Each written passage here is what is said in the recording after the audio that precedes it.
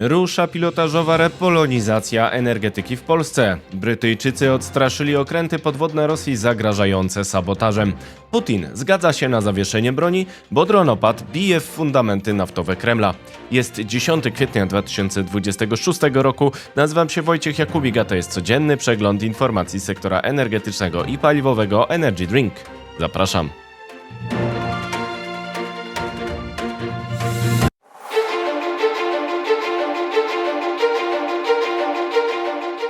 Partnerem kanału Energy Drink jest Orlen. Zaczynamy jak zawsze od informacji dnia. Putin chce zawieszenia broni. Dronopad Ukrainy bije w fundamenty naftowe Rosji.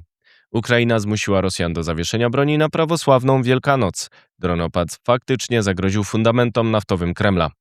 Władimir Putin podjął decyzję o zawieszeniu broni na Ukrainie od godziny 4 rano czasu lokalnego 11 kwietnia do końca 12 kwietnia tego roku. Może to oznaczać przerwę walk na prawosławną Wielkanoc. To odpowiedź na apel prezydenta Wołodymyra Zełenskiego, który zaproponował zawieszenie broni na święta prawosławne, które ruszają 10 kwietnia.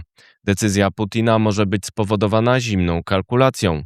Służba wywiadu zagranicznego Ukrainy informuje, że zawieszenie sankcji na dostawy ropy z Rosji do Indii przez USA ze względu na wojnę w Iranie nie przełożyło się na wzrost eksportu ropy z Rosji. Według danych S&P Global Platts eksport ropy drogą morską z Rosji w marcu spadł do 3,46 milionów baryłek dziennie względem 3,49 milionów baryłek zanotowanych miesiąc wcześniej. Eksport produktów naftowych morzem spadł z 2,21 do 2,19 milionów baryłek dziennie.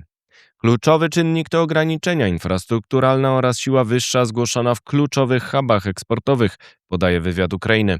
Według jego danych eksport ropy przez naftoport w Primorsku spadł z 1,1 miliona do 732 tysięcy baryłek dziennie. Eksport przez naftoport w Ustłudze spadł z 471 do 105 tysięcy baryłek dziennie. Skala strat wolumenu może być większa, bo w ostatnich dniach doszło także do nowego ataku na naftoport w Noworosyjsku na Morzu Czarnym. Oczekiwane są dane o spadku eksportu, ponieważ doszło do zniszczenia 6 z 7 ramion załadunkowych w tym porcie. Według estońskiego think tanku ICDS naprawa portów naftowych w Zatoce Fińskiej może potrwać od kilku miesięcy do nawet 1,5 roku, w zależności od skali zniszczeń. Ataki nie ustają, więc skala może się powiększać. W mediach rosyjskich pojawiły się zaś spekulacje na temat możliwości dofinansowania napraw w Primorsku i Ustłudze z depozytów obywateli Rosji, które oczywiście miały być potem zwrócone za rekompensatą. Rosjanie radzą sobie coraz gorzej z coraz skuteczniejszym dronopadem Ukrainy. Uderzenia Ukraińców niszczą ich sektor naftowy i zagrażają implozją eksportu oraz wydobycia, czyli fundamentów budżetu rosyjskiego. Warto przypomnieć, że zawieszenie broni ogłoszone w kwietniu 2025 roku nie było przestrzegane przez Rosjan i służyło do prowokacji mających obarczyć stronę ukraińską winą za dalsze walki. Rosjanie od tygodni spekulują na temat możliwego ataku Ukrainy na ostatni szlak dostaw gazociągowych gazu z Rosji do Europy, czyli gazociąg Turk Stream oraz jego odnogę na Bałkanach, czyli Balkan Stream. Media węgierskie ostrzegają przed operacją fałszywej flagi z użyciem tej infrastruktury. Ta lub inna prowokacja może posłużyć do budowy niechęci wobec Ukrainy w czasie, gdy jej dronopad coraz skuteczniej ogranicza Kreml. Jedynie presja opinii międzynarodowej zmęczonej wojną w Iranie na rzecz powstrzymania ataków Ukrainy na infrastrukturę naftową i paliwową Rosji daje jej wytchnienie, bez którego będzie jej trudniej kontynuować agresję. Ewentualne prowokacje mogą także wesprzeć politycznie sojuszników Kremla, jak Viktor Orban na Węgrzech, któremu grozi przegrana w wyborach parlamentarnych zaplanowanych na 12 kwietnia. Czas na pozostałe wieści na początek z Polski. Pilotaż repolonizacji. W rządowej koncepcji kapitału krajowego, czyli tzw. local content, w tym w inwestycjach energetycznych, to Główny Urząd Statystyczny ma mierzyć wkład krajowy w dane przedsięwzięcie. Pilotaż ruszy w sektorze energetycznym. Ile potrwa kryzys? Program ceny paliwa niżej może zostać utrzymany do końca lipca, a średnioroczna inflacja może wynieść w 2026 roku 3,2% wobec około 2% szacowanych przed wybuchem wojny w Zatoce Perskiej, oceniają analitycy ING BSK. Uwolnić potencjał. Potencjał renesansu energetyki jądrowej w Unii Europejskiej jest obecnie przedmiotem ożywionej dyskusji, ale jego realizacja zależy od spełnienia szeregu rygorystycznych warunków. To wniosek z najnowszego raportu Polskiego Instytutu Ekonomicznego. Eksperci wskazują, że przed sektorem stoją wyzwania finansowe i regulacyjne, a więcej na stronie energydrink.today. Apel o gaz łupkowy. Piotr Arak i Krzysztof Mech apelują na łamach Dziennika Gazety Prawnej o powrót do poszukiwań gazu łupkowego. Najbezpieczniej jest wydobywać surowce na miejscu i właśnie dlatego warto zrobić ponowne podejście do tematu wydobycia gazu ziemnego ze złóż niekonwencjonalnych, w tym gazu łupkowego, piszą. Teraz wieści z Europy. Pomoc dla Orbana. Biały Dom potwierdził rewelacje mediów. USA sprzedadzą Węgrom ropę spoza Rosji wartą $0,5 miliarda i wesprą tam rozwój małych reaktorów SMR. Amerykański Westinghouse ma zamienić paliwo rosyjskie na amerykańskie w elektrowni Pacz.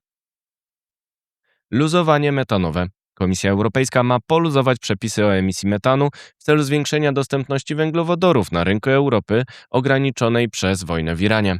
Dostawcy będą mogli bardziej ogólnie raportować emisje. Przepisy mają wejść w życie w 2027 roku. Odstraszone zagrożenie. Rosyjskie okręty podwodne przez miesiąc krążyły w pobliżu infrastruktury krytycznej Wielkiej Brytanii jak kable i rurociągi na północ od wysp. NATO wykryło te jednostki i zmusiło je do odwrotu. Według brytyjskiego Ministerstwa Obrony Rosjanie ściągnęli w okolicę jednostkę sabotażową o nazwie Gugi. Przeciążenie. Mam dość faktu, że rodziny i biznesy w całym kraju mają coraz wyższe rachunki za energię przez działania Putina albo Trumpa na świecie, powiedział premier Wielkiej Brytanii Keir Starmer. Odnosił się do szoku cenowego przez wojny na Ukrainie i w Iranie. Jeszcze wieści ze świata. Wygrani i przegrani. Rafinerie w USA notują rekordowe marże i nawet ponad 95% wykorzystania mocy przerobowych przez mniejszą zależność od ropy Bliskiego Wschodu. Rafinerie w Azji zaliczają spadek do około 80% przez problemy z dostawami wywołane wojną w Iranie. Inflacja wojenna. Ceny dóbr produkcyjnych w Chinach zanotowały w marcu po raz pierwszy od 2022 roku inflację w wysokości 0,5% rok do roku. Wcześniej zmagały się z deflacją wynikającą z nadpodaży i zbyt małego popytu wewnętrznego. To skutek wojny w Iranie. NATO i Ormus. Według Der Spiegel Donald Trump wezwał Europejczyków do wysyłki okrętów w celu zapewnienia bezpieczeństwa żeglugi przez cieśninę Ormus. Szef NATO Marco Rutte przyznał, że sojusz może odegrać w tej sprawie rolę. Ropa Brent podrożała do $96 za baryłkę. To wszystko w materiałach przygotowanych dzisiaj, następne już w poniedziałek, a jeszcze w ten weekend Energy Week, czyli mój komentarz tygodnia o bezpieczeństwie energetycznym. Zapraszam Państwa serdecznie. Do zobaczenia. Do usłyszenia.